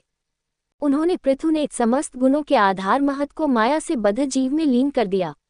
अपने ज्ञान और त्याग की शक्ति से पृथु, जो अभी भी माया से बद्ध जीव था, शुद्ध ब्रह्मत्व में स्थित हो गया और आत्मा से जुड़ी हुई माया को त्याग दिया। उनकी पत्नी महान रानी अर्सिस, जो इतनी नाजुक थी कि अपने पैरों से नंगी जमीन को छू नहीं सकती थी, उनके साथ तपस्या वन में चली गई। यद्यपि वह रानी आर्किस अपने पति के कठोर अनुष्ठानों जैसे नंगे जमीन पर सोना और धार्मिक कर्तव्यों में भाग लेने, उन्हें व्यक्तिगत सेवाएं देने और ऋषि के जीवन जीने जैसे कंदमूल, फल आदि पर निर्वाह करना में अपनी तीव्र भक्ति के कारण अत्यंत क्षीण हो गई थी, फिर भी उसे कोई कष्ट महसूस नहीं हुआ, क्योंकि वह अपने प्रिय पति के प्रेमपूर्ण सम्मान और स्नेहपूर्ण स्पर्श से संतुष्ट थी। जब उस पतिव्रता स्त्री ने देखा कि पृथ्वी के रक्षक उसके प्रिय पति का शरीर चेतना प्राण आदि से पूर्णतया रहित हो गया है, तब उसने कुछ देर तक विलाप किया और उसके शव को पर्वत की चोटी पर चिता पर रखवा दिया। उसने नदी के जल में स्नान किया, विधिपूर्वक कर्म किए, अपने पतिदेव की आत्मा को जल से तर्पण किया तथा वहां उपस्थित देवताओं को प्रणाम किया जो उसका आत्मदाह देखने के लिए एकत्रित हुए थे, तथा अग्नि की 3 बार परिक्रमा की तथा अपने पतिदेव के चरणों का ध्यान करते हुए जलती हुई चिता में प्रवेश किया। महारथी पृथु के मरने के बाद उस पतिव्रता स्त्री को आत्मदाह करते देख वरदान देने में समर्थ हजारों देवियां अपनी पत्नियां सहित उसकी स्तुति करने लगीं। उन्होंने मंदार पर्वत की उस चोटी पर पुष्प वर्षा की। जब दिव्य तुरही बज रही थी तब वे एक दूसरे से उसकी प्रशंसा में बातें कर रहे थे। देवियों ने कहा, ओह, ये कितनी धन्य पत्नी है जिसने पूरे मन से अपने पति राजाओं के राजा की सेवा की, जैसे लक्ष्मी यज्ञ के स्वामी नारायण की सेवा करती हैं। ये पतिव्रता स्त्री अपने पति पृथु का अनुसरण करते हुए हमारे लोकों से भी ऊंचे स्थानों पर जा रही है। देखो, अर्ची अपने महान कर्म के कारण हमसे भी आगे जा रही है, जो अधर्मियों के लिए समझ से परे है। जो मनुष्य पृथ्वी पर अपने जीवन काल के अनिश्चित होने पर भी अध्यात्म ज्ञान निष्कर्म का ज्ञान प्राप्त कर लेते हैं, उन्हें जो प्राप्त करना कठिन है वह भगवान के धाम मुक्ति को प्राप्त होता है। वह निश्चित रूप से धोखा खाया हुआ है, अपनी आत्मा का सच्चा शत्रु है, जो बड़ी कठिनाई के बाद मोक्ष प्राप्त करने में सक्षम मनुष्य जीवन प्राप्त करता है तथा सुख की वस्तुओं में आसक्त रहता है। मैत्रेय ने कहा, जब देवियां उसकी स्तुति कर रही थी तो अर्ची पृथु की रानी अपने पति के लोक में पहुंची, वह लोक जिसे पृथु वेन का पुत्र ने प्राप्त किया था, जिसका मन भगवान विष्णु अच्युत में एकाग्र था और जो आत्मा को जानने वालों में अग्रणी था। राजा पृथु ऐसे ही यशस्वी तथा पराक्रमी थे, जो परम पराक्रमी सम्राट थे। मैंने तुम्हें महान कार्यों वाले राजा का इतिहास सुनाया है। जो मनुष्य श्रद्धापूर्वक तथा एकाग्र मन से पृथु के इस परम पवित्र चरित्र को पढ़ता सुनता या वर्णन करता है, वह पृथु के लोक को प्राप्त होता है। इसे पढ़ने से ब्राह्मण विद्या में श्रेष्ठ हो जाता है, क्षत्रिय संसार का शासक, वैश्य अपने संघ का नेता और शूद्र इसे सुनने से सूत समुदाय के समान सर्वोच्च पद प्राप्त कर लेता है। इस कथा को श्रद्धा और विश्वास के साथ 3 बार सुनने से पुरुष या स्त्री यदि निःसंतान हो तो उत्तम संतान से युक्त हो जाता है, यदि धनहीन हो तो धनवान हो जाता है, अल्पज्ञ व्यक्ति भी यश प्राप्त करता है, मंदबुद्धि व्यक्ति भी विद्वान हो जाता है। यह मनुष्यों के लिए कल्याणकारी, अनिष्ट और अशुभ का निवारण करने वाला उपाय है। ये धन, यश, दीर्घायु, दिव्य सुख प्रदान करता है तथा कलियुग की अशुद्धियों को दूर करता है। जो लोग धर्म, अर्थ, काम और मोक्ष इन चारों पुरुषार्थों की पूर्ण प्राप्ति की कामना रखते हैं, उन्हें नियमित रूप से तथा श्रद्धापूर्वक पृथु की इस कथा का श्रवण करना चाहिए, जो पुरुषार्थ की प्राप्ति का सर्वोत्तम साधन है। ये सुनकर यदि कोई राजा विश्वविजय के लिए प्रयत्न करने निकले तो जिन राजाओं के विरुद्ध वो प्रयत्न करेगा वे उसका स्वागत करके करेंगे, जैसे कि पृथु का किया गया था। यद्यपि पृथु के चरित्र को सुनने से उपर्युक्त शुभ फल प्राप्त होते हैं, फिर भी जो मनुष्य समस्त कामनाओं को त्याग देता है तथा भगवान के प्रति शुद्ध एवं निष्काम भक्ति रखता है, उसे वेनपुत्र पृथु के इस पवित्र चरित्र को सुनना, सुनाना और पढ़ना चाहिए। हे विचित्र वीर्यपुत्र विदुर, भगवान की महानता को प्रकट करने वाली पृथु की कथा तुम्हें सुनाई गई है। जो मनुष्य इसमें अपना मन लगाता है वह पृथु द्वारा प्राप्त गति को प्राप्त करता है। जो व्यक्ति प्रतिदिन भक्तिपूर्वक पृथु की कथा सुनता या सुनाता है वह आसक्ति से मुक्त हो जाता है और भगवान के प्रति प्रगाढ़ प्रेम और भक्ति विकसित करता है, जिनके चरण संसार सागर से पार जाने के लिए नाव के समान हैं। अध्याय 24 पृथु के वंशज और रुद्र का स्तोत्र। पृथु की वंशावली। मैत्रेय ने कहा, पृथु के पुत्र विजिताश्व एक महान यशस्वी सम्राट थे। वे अपने भाइयों से बहुत स्नेह करते थे। उन्होंने अपने प्रत्येक छोटे भाई को शासन करने के लिए अपने राज्य का प्रत्येक क्षेत्र बांट दिया था। राजा ने पूर्व दिशा हर्यक्ष को दे दी, दक्षिण दिशा धूम्रकेश को दे दी, पश्चिम दिशा में अपने भाई वृक को नियुक्त किया तथा चौथी दिशा उत्तर त्रविण को दे दी। विजिताश्व ने इंद्र से अदृश्य गति करने की शक्ति प्राप्त की और अंतर्धान कहलाया। उनकी रानी शिखंडिनी से 3 पुत्र हुए जो सभी को बहुत प्रिय थे। वे पावक, पवमान और शुचि नाम के पूर्व अग्निदेव थे, जो वशिष्ठ के शाप से मनुष्य के रूप में जन्मे थे और जिन्होंने बाद में योग के अभ्यास से अपनी देव स्थिति पुनः प्राप्त की थी। अंतर्धान जिसने इंद्र को नहीं मारा, भले ही वह जानता था कि इंद्र ने बलि का घोड़ा चुरा लिया है, उसे अपनी दूसरी पत्नी नभस्वती से हविर्धान एक पुत्र प्राप्त हुआ। कर वसूलना, दंड देना, कर लगाना जैसे राजसी कर्तव्यों को कठोर और निर्दयी मानते हुए उन्होंने लंबे यज्ञ सत्र के बहाने उन्हें त्याग दिया। वहां भी यज्ञ में लगे हुए आत्म साक्षात्कार प्राप्त राजा ने शुद्ध एवं उत्तम ध्यान द्वारा पूर्ण परमात्मा की पूजा की, जो भक्तों के क्लेशों का नाश करने वाला है। हविर्धान उनकी रानी से हविर्धानी को 6 पुत्र उत्पन्न हुए, जिनके नाम थे बर्हिषद, गय, शुक्ल, कृष्ण, सत्य और जितव्रत। हे कुरुवंशी विदुर, परम भाग्यशाली प्रजापति हविर्धान के ज्येष्ठ पुत्र बर्हिषद यज्ञ विद्या के साथ साथ योग विद्या और अभ्यास में भी पारंगत थे। उन्हें प्राचीन बर्हिस कहा जाता था क्योंकि पूरी पृथ्वी कुशों से ढकी हुई थी, जिनके सिरे पूर्व दिशा की ओर थे। क्योंकि वे एक के बाद एक यज्ञ करते जा रहे थे, प्रत्येक यज्ञ पिछले यज्ञ के लिए आरक्षित स्थान के निकट होता था। देवताओं के देवता ब्रह्मा की सलाह पर उन्होंने समुद्र के अधिष्ठाता देवता की पुत्री शतद्रुति से विवाह किया। वह अभी भी एक लड़की थी, लेकिन शरीर के हर अंग में सुंदर थी। विवाह समारोह में जब वह सुंदर आभूषणों से सजी हुई अग्नि के चारों ओर घूमी, तो अग्निदेव स्वयं उस पर मोहित हो गए, जैसा कि वे शुकी के मामले में हुए थे। देवता, दानव, दिव्य गायक, गंधर्व, ऋषि, सिद्ध देवताओं का एक समूह, मनुष्य और नाग सभी उस युवा विवाहित लड़की पर मोहित हो गए थे। जब वह चलती थी तो उसकी पायल की मधुर झनकार सभी दिशाओं में गूंजती थी। प्राचीन बरही के शतद्रुति से प्रचेता नाम के 10 पुत्र हुए। उन सभी का नाम एक ही था। वे एक ही व्रत रखते थे और धर्म या धर्मशास्त्र में समान रूप से पारंगत थे। जब उनके पिता ने उन्हें संतान उत्पन्न करने का आदेश दिया, तो वे तपस्या करने के लिए समुद्र में उतर गए। उन्होंने 10,000 वर्षों तक कठोर तपस्या करके तप के स्वामी हरि को प्रसन्न किया। पूर्ण संयम के साथ वे हर समय उनका ध्यान और पूजा करते रहे और भगवान शिव द्वारा उन्हें दी गई बातों को दोहराते रहे, जिन्हें उन्होंने मार्ग में देखा, उन्हें दिखाई दिया और उन पर कृपा की। विदुर ने कहा, हे ब्राह्मण, कृपया हमें बताइए कि मार्ग में प्रचेतस और भगवान शिव का मिलन किस प्रकार हुआ और कृपा करके उन्होंने उन्हें कौन सी गंभीर बात बताई। मुनिगण सभी आसक्तियों से मुक्त होकर भगवान शिव का ध्यान करते रहे हैं, क्योंकि वही उनका लक्ष्य है। इसलिए हे ब्राह्मण मुनि, इस संसार में देहधारी प्राणियों के लिए भगवान से संपर्क करना बहुत कठिन है। यद्यपि भगवान शिव अपने आत्मा में ही रमन करते हैं, तथापि वे अपनी भयंकर शक्ति के साथ विश्व व्यवस्था को सुचारू रूप से बनाए रखने के लिए संसार में विचरण करते हैं। मैत्रेय ने कहा, पिता की आज्ञा को आदरपूर्वक स्वीकार करके सिर पर पुण्यात्मा प्रचेतसों ने तप करने का मन बनाकर पश्चिम दिशा की ओर प्रस्थान किया। उन्होंने एक बहुत बड़ी झील देखी, जिसका विस्तार समुद्र से कुछ ही कम था। वह महान आत्माओं के मन की तरह स्वच्छ थी और उसमें प्रसन्न जलचर प्राणी भरे हुए थे। ये जैसे कि नीले और लाल लिली, रात में खिलने वाले कमल, दिन में और शाम को खिलने वाले कमल और नीले कमल इंदिवर की एक समृद्ध खान थी। ये हंसों, सारसों, लाल कलहसों और बत्तखों, कारंडव जैसे जल पक्षियों की चहचहाहट और स्वरों से गूंजता था। ये चारों ओर से हरे भरे वृक्षों और लताओं से घिरा हुआ था, जो मदमस्त मधुमक्खियों के मधुर संगीत में गुंजन से रोमांचित हो रहे थे। ऐसा लग रहा था जैसे कोई उत्सव मनाया जा रहा हो। हवाएं कमल के पराग को चारों दिशाओं में बिखेर रही हों।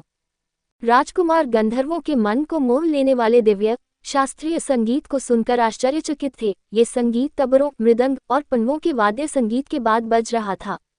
उसी समय उन्होंने देखा कि देवों में श्रेष्ठ शिवजी अपने सेवकों सहित उस सरोवर से निकल रहे हैं। उनका रंग तप्त स्वर्ण के समान लाल था। उनका कंठ नीला था। उनकी 3 आंखें थीं। उनके मुस्कुराते हुए मुख से पता चलता था कि वे अपने भक्तों पर कृपा करने के लिए तत्पर हैं। देवताओं के अनुयायी जैसे गंधर्व और किन्नर उनकी महिमा का गान कर रहे थे। उन्हें देखकर उनमें कौतूहल उत्पन्न हुआ और राजकुमारी ने उन्हें देखते ही प्रणाम किया। जो भगवान शिव अपने भक्तों के दुख दूर करते हैं, जो धर्म को प्रिय हैं, जो धर्म में निपुण हैं, जो उच्च चरित्र वाले हैं, जो उन्हें देखकर प्रसन्न हैं, उन पर प्रसन्न हुए। उन्होंने उनसे कहा, श्री रुद्र ने कहा, तुम लोग वेदशद बर्हिषद के पुत्र हो। मैं जानता हूँ कि तुम क्या करने वाले हो। तुम धन्य हो। तुम पर कृपा करने के लिए ही मैंने स्वयं को तुम्हारे सामने प्रकट किया है। जो पूर्णतया समर्पित होकर उन पूज्य भगवान वासुदेव की शरण में आया है, जो सत्व, रज और तम तीनों गुणों वाली सूक्ष्म प्रकृति से तथा जीव से भी परे है, वह मुझे अवश्य प्रिय है। जो व्यक्ति अपने धर्म कर्तव्यों में पूरी निष्ठा और दृढ़ता से लगा रहता है, वह 100 जन्मों के पश्चात ब्रह्मा पद को प्राप्त करता है और यदि उसके और भी अधिक पुण्य हो तो वह मेरे पास पहुंचता है। किंतु भगवान विष्णु का उपासक इस सांसारिक शरीर के अंत के पश्चात भगवान विष्णु के उस लोक को प्राप्त करता है जो संसार से परे है, ठीक वैसे ही जैसे हम रुद्र आदि देवता अपने पद के अंत और सूक्ष्म शरीर के विलय के पश्चात प्राप्त होते हैं। हे भगवान विष्णु के भक्तों, तुम मुझे भगवान के समान ही प्रिय हो। तथा भगवान के भक्तों को मुझसे अधिक प्रिय कोई अन्य नहीं है। ये परम आनंद की ओर ले जाने वाला एक पवित्र और अत्यंत शुभ भजन है। इसे लगातार गुप्त रूप से सख्त गोपनीयता में दोहराया जाना चाहिए। अब मैं इसे आपको सुनाता हूँ, कृपया ध्यान से सुने। मैत्रेय ने कहा, जिनका हृदय करुणा से भरा हुआ है और जो नारायण के प्रति पूर्णतया समर्पित हैं, उन भगवान शिव ने उन राजकुमारों से ये शब्द कहे जो उनके सामने हाथ जोड़कर खड़े थे।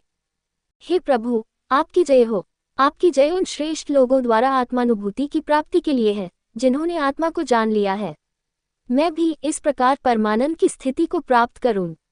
आप सदैव परम आनंदमय प्रकृति में निवास करते हैं, इसलिए मैं आपको, जो सब में व्याप्त है, प्रणाम करता हूँ।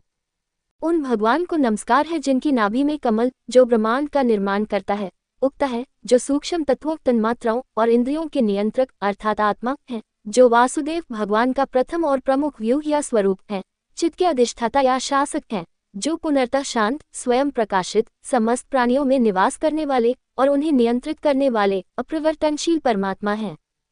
संकर्षण दूसरा व्यूह अहंकार का अधिष्ठाता देवता को नमस्कार है, जो अव्यक्त, अनंत, ब्रह्मांड का नाश करने वाले प्रलय के समय अपने मुख से अग्नि निकालकर है। मैं प्रद्युम्न तीसरे व्यूह को नमस्कार करता हूँ, जो ब्रह्मांड को सर्वोच्च ज्ञान की ओर जागृत करते हैं और जो बुद्धि के अधिष्ठाता हैं।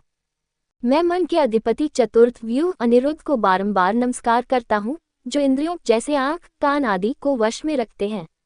मैं उनको अर्थात आपको नमस्कार करता हूँ, जो सूर्यदेव के रूप में अपने प्रकाश से ब्रह्मांड में व्याप्त हैं तथा जो वृद्धि और ह्रास से अप्रभावित रहते हैं। मैं उनको नमस्कार करता हूँ जो स्वर्ग तथा मोक्ष के द्वार हैं, जो सदैव शुद्ध हृदय में निवास करते हैं। मैं अग्निदेव को नमस्कार करता हूँ, जिनकी शक्ति स्वर्ण है, जो यज्ञ कर्मों के साधन है, जिनके लिए होता, अध्वर्यु, उद्गाता और ब्रह्मा इन 4 यज्ञ पुरोहितों की सेवा आवश्यक है तथा जो यज्ञ की निरंतरता को बढ़ाने वाले हैं, जो सोम के समान पितरों और देवताओं का आहार है, जो तीनों वेदों अर्थात ऋग, सामन और यजुस का स्वामी है तथा जो यज्ञ का वीर सार है, उसको नमस्कार है। जो जल के रूप में समस्त जीवों को तृप्ति प्रदान करने वाले हैं, उनको मेरा नमस्कार है। मैं उनको नमस्कार करता हूँ जो समस्त आत्माओं या जीवित प्राणियों के शरीर हैं, जो पृथ्वी के रूप में हैं, जो ब्रह्मांडीय शरीर विराट का निर्माण करते हैं, जो वायु के रूप में तीनों लोकों को धारण करते हैं और मन, इंद्रियों और शरीर की शक्ति का निर्माण करते हैं। मैं उनको नमस्कार करता हूँ जो आकाश के रूप में ध्वनि नामक अपने गुण के माध्यम से सभी वस्तुओं के सूचक अस्तित्व के रूप में कार्य करते हैं और आंतरिक तथा बाह्य के बीच भेद की अवधारणा के आधार हैं। मैं उनको नमस्कार करता हूँ जो महान दीप्ति के क्षेत्रों, जिन्हें स्वर्ग आदि कहते हैं और जो महान पुण्य कर्मों से प्राप्त होते हैं, का निर्माण करते हैं। मैं आपको प्रणाम करता हूँ। आप प्रवृत्ति कर्म, सांसारिक गतिविधियों या संसार से संबंधित कार्य है जो पितरों के लोक को प्राप्त कराते हैं तथा निवृत्ति कर्म सांसारिक कार्यों का निरोध है जो देवताओं के लोक को प्राप्त कराने का साधन है। आपको प्रणाम करता हूँ। आप मृत्यु के देवता हैं, जो अधर्म का फल है, जो दुख का कारण बनता है। हे प्रभु, आपको नमस्कार है। आप सभी मंगलों के स्रोत हैं। आप मनु या सर्वज्ञ और मंत्रों के मूर्त रूप हैं। मैं आपको कृष्ण के रूप में नमस्कार करता हूँ, जो सर्वोच्च धर्म के अवतार हैं और जिनकी बुद्धि अबाधित है, जो प्राचीनतम पुरुष है, ज्ञान, सांख्य और योग के मार्ग के स्वामी हैं। आप भगवान रुद्र हैं, जो अहंकार के अधिष्ठाता हैं तथा जिनमें 3 शक्तियां कर्ता तथा कर्म हैं। मैं आपको हे ब्रह्मा नमस्कार करता हूँ, जो ज्ञान तथा कर्म के साकार स्वरूप हैं तथा जो 4 प्रकार की वाणी अर्थात परा, पश्यंती, मध्यमा तथा वैखरी के स्रोत हैं। आपको मेरा नमस्कार है। हम लोगों को, जो आपके दर्शन के लिए उत्सुक हैं, कृपा करके अपना वो दर्शन प्रदान करें जो पूज्य भगवान के भक्तों द्वारा अत्यंत पूजित तथा आदरणीय है। कृपया हमें अपना वह सुंदर रूप दिखाए जो आपके भक्तों को अत्यंत प्रिय है तथा जो समस्त इंद्रियों के भोगों को एक साथ ही सुख देने वाला है अथवा जो अपने अनेक गुणों से समस्त इंद्रियों को सुख पहुंचाता है। आपका स्वरूप सुंदर, नीला और वर्षा के बादल के समान दैदीप्यमान है। अपनी 4 लंबी सुंदर भुजाओं और मनोहर मुख तथा सुंदर एवं सुडौल आकृति के कारण यह ऐसा प्रतीत होता है मानो सभी वस्तुओं में सौंदर्य का समन्वय अर्थात सौंदर्य का भंडार हो। आपके स्वरूप में कमल की भीतरी पंखुड़ियों के समान आकर्षक नेत्र, सुंदर भौहें, सुडौल नाक, उत्तम दांतों की पंक्ति, आकर्षक गाल तथा सुडौल कान है। आपका स्वरूप प्रेम से मुस्कराते हुए, पार्श्व लंबित मुखों वाला, लहराते हुए केशों से सुशोभित है। ये कमल तंतुओं के समान पीले, रेशमी वस्त्रों से सुसज्जित है तथा चमकीली बालियों से सुशोभित है। यह एक चमकदार मुकुट, कंगन, मोतियों की माला, नूपुर और करधनी से भी सुशोभित है। यह अपने शंख, चक्र, गदा, कमल, वन पुष्पों की माला और विभिन्न प्रकार के उत्तम रत्नों से अत्यंत शोभायमान है। इसके कंधे सिंह के समान हैं तथा हार, कुंडल तथा अन्य आभूषणों की चमक से चमक रहे हैं। इसकी गर्दन कौस्तुभ मणि की चमक से सुंदर प्रतीत हो रही है। इसकी छाती, जिस पर श्रीवत्स रूपी देवी स्थायी रूप से विराजमान है, उस काले रंग की पार्समनी से भी अधिक चमक रही है, जिस पर सोने की एक धार है। इसका पेट अश्वत्थ के पत्ते के समान है तथा श्वास लेने और छोड़ने के कारण 3 बार उछलने से ये सुंदर दिखाई देता है। इसकी नाभि भावर के समान इतनी गहरी है कि मानो ये ब्रह्मांड को अपने मूल में वापस खींच रही है। आपके स्वरूप की गहरे नीले रंग की कमर पर सोने की करधनी से बंधी हुई रेशमी लंगोटी और भी अधिक शोभायमान प्रतीत होती है। आपके स्वरूप की सुडौल और सुंदर पैरों, पिंडलियों, जांघों तथा दबे हुए घुटनों के कारण आपका स्वरूप अत्यंत सुंदर दिखाई देता है।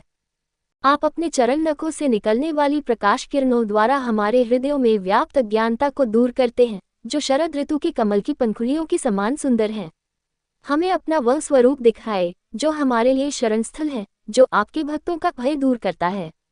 हे प्रभु, आप अंधकार में भटक रहे हम लोगों को मार्ग दिखाने वाले गुरु हैं।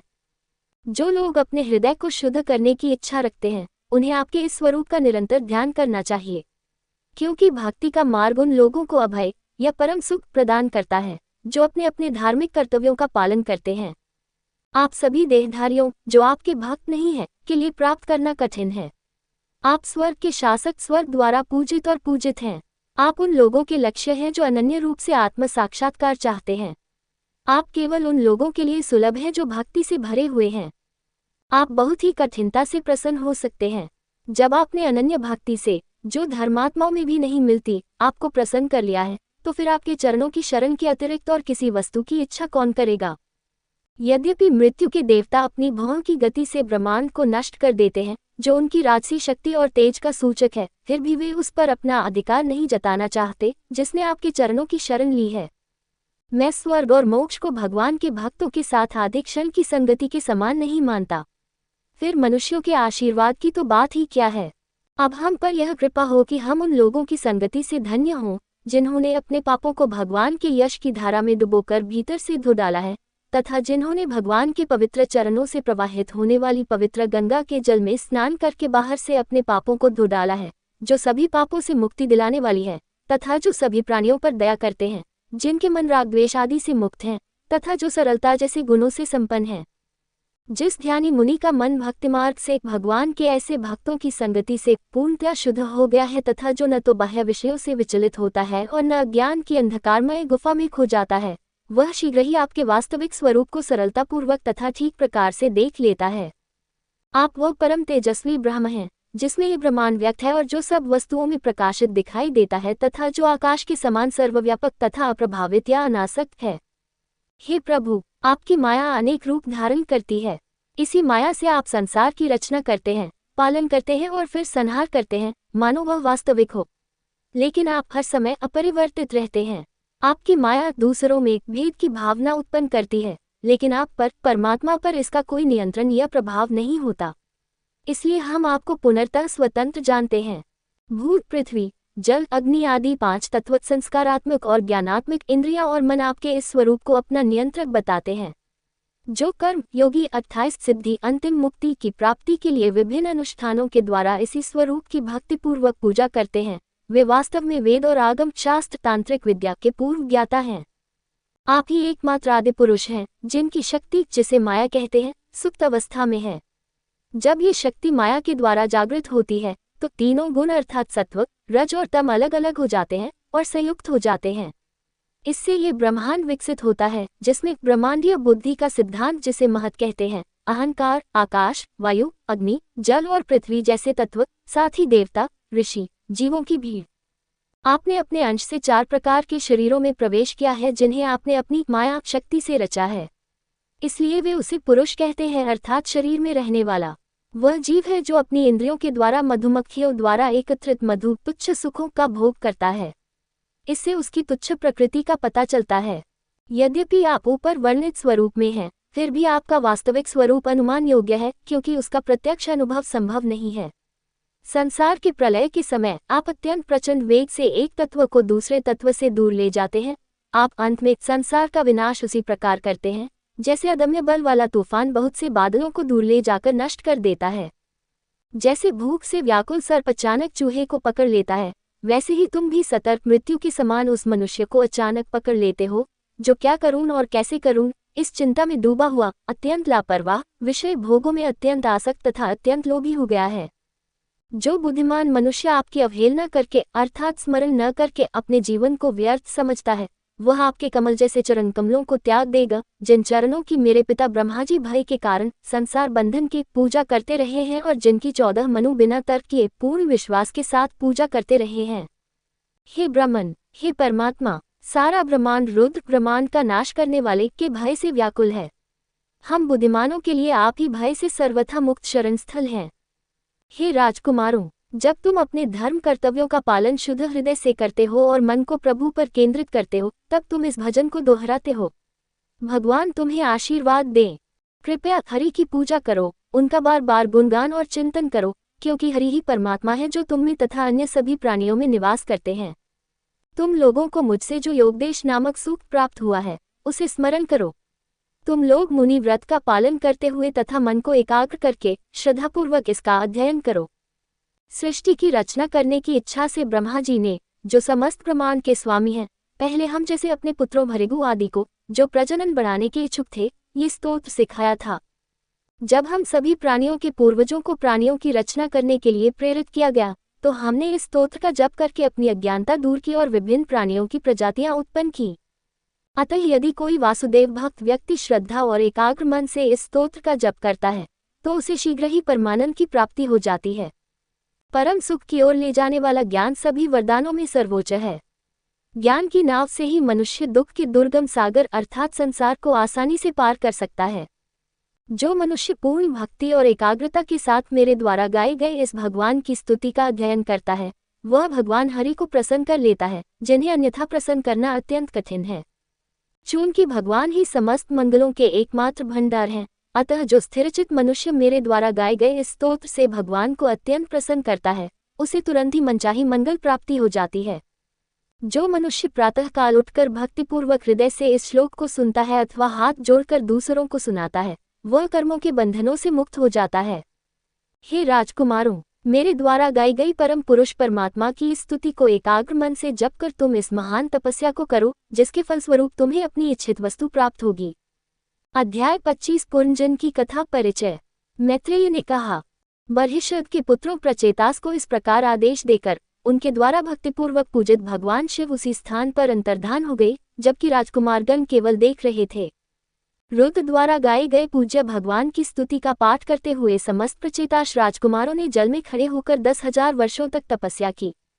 हे विदुर, इसी बीच जब प्रचेतस घोर तपस्या कर रहे थे, दयालु नारद जी, जो परमात्मा के यथार्थ स्वरूप को जानते थे, उनके पास आए और उनसे उनके पिता प्राचीन बर्हिष से, जो वैदिक कर्मकांड में आसक्त और तत्पर थे, इस प्रकार तर्क किया। हे राजन, कर्मकांड करके आप कौन सा सुख प्राप्त करना चाहते हैं? जो दुखों को दूर करके सुख प्रदान करता है, वही वास्तविक सुख है। और बुद्धिमान लोगों के अनुसार ऐसे सुख की अपेक्षा कर्मों से नहीं की जा सकती। राजा ने कहा, हे भगवान, मेरा मन कर्मकांडों से विचलित हो गया है। मैं परम आनंद को नहीं जानता। कृपया मुझे उस शुद्ध ज्ञान की दीक्षा दीजिए, जिससे मैं सभी कर्मों के बंधनों से मुक्त हो जाऊं। छल कपट से परिपूर्ण गृहस्थ जीवन में व्यक्ति अपने पुत्र, पत्नी और धन को ही जीवन का एकमात्र उद्देश्य मानता है। ऐसे अज्ञानी व्यक्ति संसार के मार्ग में भटकते हुए कभी परम आनंद को प्राप्त नहीं कर पाते। नारद ने कहा, हे मनुष्यों के स्वामी, उन असंख्य जीवों को तो देखो, जिन्हें तुमने हजारों की संख्या में बलि के लिए पशु के रूप में निर्दयतापूर्वक मारा है। वे तुम्हारे अत्याचारों को स्मरण करके तुम्हारी प्रतीक्षा कर रहे हैं। जब तुम मर जाओगे, तो वे अपने क्रोध से भड़ककर अपने इस्पात जैसे सींगों से तुम्हें छेद डालेंगे। इस विषय में मैं तुमसे ये प्राचीन कथा कहता हूँ। मैं तुम्हें पुनर्जन्म की कथा सुनाता हूँ, उसे सुनो। हे राजन, एक बहुत प्रसिद्ध राजा था, जिसका नाम पुनर्जन्म अर्थात जीव था। उसका एक मित्र था जिसका नाम अविज्ञात अर्थात परमात्मा था, क्योंकि उसके कार्य अज्ञात थे। राजा निवास की तलाश में पृथ्वी पर भटकता रहा। जब उसे कोई उपयुक्त शरण नहीं मिली, तो वह काफी निराश हो गया। सुखों की तलाश में उन्होंने पृथ्वी पर मौजूद किसी भी शहर को उन सुखों की प्राप्ति के लिए उपयुक्त नहीं माना। एक बार उन्होंने हिमालय की दक्षिणी श्रेणी में पठार पर एक नगर देखा, जिसके 9 द्वार थे और जिसमें एक अच्छे नगर के सभी लक्षण विद्यमान थे। ये प्राचीर, बगीचों, पहरेदारों, खायों, खिड़कियों, मेहराबदार प्रवेश द्वारों से घिरा हुआ था। ये चारों तरफ सोने, चांदी और लोहे के शिखरों वाले घरों से भरा हुआ था। ये सुंदरता में भोगवती 8 की तरह देदीप्यमान प्रतीत होता था। इसके महलों के फर्श नीलम, क्रिस्टल, बिल्ली की आंख, मोती, पन्ना और माणिक जैसे कीमती पत्थरों से जड़े हुए थे। यह नगर सभा भवन, प्रांगण, मुख्य सड़कें, राजमार्ग, जुआघर, बाजार, विश्राम गृह, झंडे और लहराती पताकाएं तथा मूंगे से बने मंचों से बहुत सुंदर दिखाई देता था। शहर के बाहर एक पार्क था जो दिव्य वृक्षों और लताओं से भरा हुआ था। वहां एक झील थी जो पक्षियों की चहचहाहट और मधुमक्खियों की गुनगुनाहट से गूंज रही थी। कमल तालाब का किनारा वृक्षों से बहुत अधिक सुशोभित था, जिनके पत्ते और शाखाएं झरनों से आने वाली फुहारों से भरी हुई ठंडी हवा के साथ लहरा रही थी और फूलों की क्यारियों पर बह रही थी। ये सुरक्षित और उत्पीड़न से मुक्त था क्योंकि इसमें रहने वाले जंगली जानवरों की भीड़ तपस्वी व्रतों जैसे अहिंसा आदि का पालन कर रही थी। यात्री को लगता है कि कोयल की कूक उसे वहां आमंत्रित कर रही है। उस बगीचे में उन्होंने राजा पुरंजन ने एक अत्यंत सुंदर युवती को आते देखा। उसके साथ 10 सेवक थे, जिनमें से प्रत्येक 100 स्त्रियों का पति था। वह चारों ओर से अपने अंगरक्षक 5 फन वाले सर्प द्वारा सुरक्षित थी। वह 16 वर्ष की थी, सुंदर थी या अपनी इच्छानुसार कोई भी रूप धारण करने में सक्षम थी। वह पति की तलाश में थी। उस लड़की की नाक सुडौल थी, दांतों की पंक्तियां सुंदर थीं, गाल प्यारे थे, चेहरा आकर्षक था और उसने अपने सुडौल कानों में चमकदार बालियां पहन रखी थीं। उसने अपनी कमर में लाल भूरे रंग का वस्त्र पहना हुआ था और उसके चारों ओर सोने का करधनी बांधा हुआ था। वह श्यामवर स्त्री, सुगठित कूल्हों वाली, अपने पैरों में सजे हुए पायलों की झनकार करती हुई चल रही थी। शर्म के मारे वह कभी कभी अपने वस्त्र के छोर से अपने सुडौल, सघन, गोल गोलाकार स्तनों को ढक रही थी, जो यौवन के आगमन का संकेत दे रहे थे। वह हाथी की तरह शानदार चाल में चल रही थी। उसकी भौहों के धनुष से छूटी हुई मोहक दृष्टि के बाणों से घायल होकर वीर पुरंजन उस युवती से मृदुल स्वर में बोला। उसकी लज्जापूर्ण मुस्कान के कारण वह और भी अधिक सुंदर लग रही थी। हे कमल की पंखुड़ियों जैसी आंखों वाली सुंदरी, तुम कौन हो? तुम किसकी संबंधी हो? तुम यहाँ कहाँ से आए हो? हे डरपोक स्त्री, कृपया मुझे बताओ कि तुम इस शहर के बाहरी इलाके में क्या करना चाहती हो? ये 10 सेवक कौन हैं, जो दुर्जय योद्धा की कमान में हैं और 11वें योद्धा हैं? ये सुंदर युवतियां कौन हैं? हे सुंदर भौहों वाली महिला, तुम्हारे आगे चलने वाला सांप कौन है? क्या आप देवी हुई, पार्वती या सरस्वती वाणी की देवी या देवी लक्ष्मी है जो इस निर्जन वन में ऋषि का जीवन जी रही है और ऐसे पति की तलाश कर रही है जिसकी सभी इच्छाएं अवश्य पूरी हुई होंगी क्योंकि वह आपके चरणों की कामना करता है? यदि आप देवी लक्ष्मी हैं, तो आपके हाथ से कमल कहाँ गिरा था? हे सुंदर जांघों वाली देवी, तुम निश्चय ही इन देवताओं में से कोई नहीं हो, क्योंकि तुम अपने पैरों से धरती को छू रही हो। इसलिए तुम्हें मेरे साथ इस नगर को सुशोभित करना चाहिए, जो महान पराक्रमी योद्धा हूँ, जिस प्रकार देवी लक्ष्मी भगवान विष्णु यज्ञों के स्वामी की पत्नी के रूप में वैकुंठ सर्वोच्च क्षेत्र को सुशोभित करती हैं। हे मनोहरी, मुझ पर कृपा करो, क्योंकि तुम्हारे भौहों की चंचल गति तथा प्रेम प्रकट करने वाली लज्जापूर्ण मुस्कान से प्रेरित होकर मन से उत्पन्न प्रेम के देवता अपनी तिरछी दृष्टि से मेरे हृदय को छेद कर मुझे कष्ट दे रहे हैं। हे उज्ज्वल मुस्कान वाली महिला, कृपया उठो और मुझे अपनी मधुर वाणी वाले सुंदर भौहों और चमकदार आकर्षक पुतलियों वाली आंखों वाला अपना चेहरा दिखाओ। तुम्हारा चेहरा जो लंबे गहरे नीले बालों के गुच्छों से ढका हुआ है, जैसे कि वह शर्म के कारण मेरी ओर नहीं मुड़ा है। नारद ने कहा, हे वीर, वह स्त्री वीर पुरंजन पर मोहित हो गई थी, जो उसके प्रति अधीरता से प्रणय निवेदन कर रहा था, और उसने प्रत्युत्तर में मुस्कुराकर उसका अभिवादन किया। हे महानुभाव, हम ठीक से नहीं जानते कि आपके या मेरे पूर्वज कौन हैं। नहीं, क्या हम परिवार या नाम जानते हैं जिससे हमें पुकारा जाता है? हम जानते हैं कि हम आज यहाँ हैं, अभी। हम इससे आगे कुछ नहीं जानते। नहीं, हम जानते हैं कि इस शहर को किसने बनाया जो मेरा निवास है। हे योद्धा, हे आदरणीय, जब मैं सोता हूँ तब ये पुरुष और स्त्रियां मेरे मित्र जागते रहते हैं, और यह सर्प भी इस नगर की रक्षा करता है। हे शत्रुओं के नाश करने वाले, मेरे नाम, परिवार आदि के बारे में तो बात ही छोड़ो। हे शत्रुओं के नाश करने वाले, मुझे खुशी है कि तुम आए हो। भगवान तुम्हारा भला करे। तुम जो भी इंद्रिया सुख चाहते हो, मैं अपने सगे संबंधियों की मदद से तुम्हें वह सब दिलवा दूंगा। हे प्रभु, आप इस देवदार के द्वारों वाले नगर में निवास करें और 100 वर्षों तक उन सभी इंद्रिय सुखों का आनंद लें जिन्हें मैं आपके लिए सुरक्षित कर दूंगा। क्योंकि तुम्हारे अतिरिक्त और किसको मैं प्रसन्न करूं? जो काम सुख से अनभिज्ञ है, विद्या या बुद्धि से रहित है, कल के कार्य अर्थात अपने इस जीवन के प्रति लापरवाह है और परलोक के प्रति असावधान है, वह तो निरापशु है। यहाँ गृहस्थ जीवन में मनुष्य धर्म, अर्थ और काम नामक पुरुषार्थों को प्राप्त करता है। यहाँ उसे संतान, अमरता अर्थात मुक्ति, मोक्ष, यश और पाप शोक से रहित लोगों का सुख मिलता है, जिन्हें सन्यासी भी नहीं जानते। प्राचीन ऋषिगण कहते हैं कि इस संसार में पितरों, देवताओं, ऋषियों, मनुष्यों तथा अन्य सभी प्राणियों और स्वयं गृहस्थ के कल्याण के लिए गृहस्थ जीवन ही एकमात्र आश्रय है। हे योद्धा, मेरी स्थिति में कौन सी लड़की आप जैसे प्रसिद्ध, उदार, सुंदर, प्यारे व्यक्ति को पति के रूप में स्वीकार नहीं करेगी? हे महाबाहु वीर, इस संसार में कौन ऐसी स्त्री है जिसका हृदय सर्प के समान कोमल तथा शक्तिशाली आपकी भुजाओं से न लिपट जाए? आप अपनी करुणामयी मुस्कान से दीनों का मानसिक संताप दूर करने के लिए संसार में विचरण करते हैं। नारद ने कहा, हे राजन, इस प्रकार उन दोनों ने वहां परस्पर संधि कर ली। फिर वे नगर में प्रवेश कर गए और 100 वर्षों तक सुखपूर्वक रहे। सब ओर के भाटों द्वारा मधुर स्तुति किए जाने पर स्त्रियों के साथ क्रीड़ा करते हुए वह गर्मी के मौसम में तालाब में उतरा। नगर के स्वामी जो भी थे, उनके लिए नगर के बाहरी क्षेत्रों से आने जाने की सुविधा के लिए ऊपर के भाग में 7 द्वार थे, अर्थात 2 आंखें, 2 कान, 2 नाक और 1 मुंह, और नीचे के भाग में 2 द्वार थे, गुदा और लिंग। पूर्व की ओर 5 द्वार थे, सामने अर्थात 2 आंखें, 2 नासिका और 1 मुख, दक्षिण की ओर 1 द्वार, दायां कान, उत्तर की ओर 1 द्वार, बायां कान, और पश्चिम की ओर 2 द्वार अर्थात लिंग और गुदा। हे राजन, मैं तुम्हें इनके नाम बताता हूँ।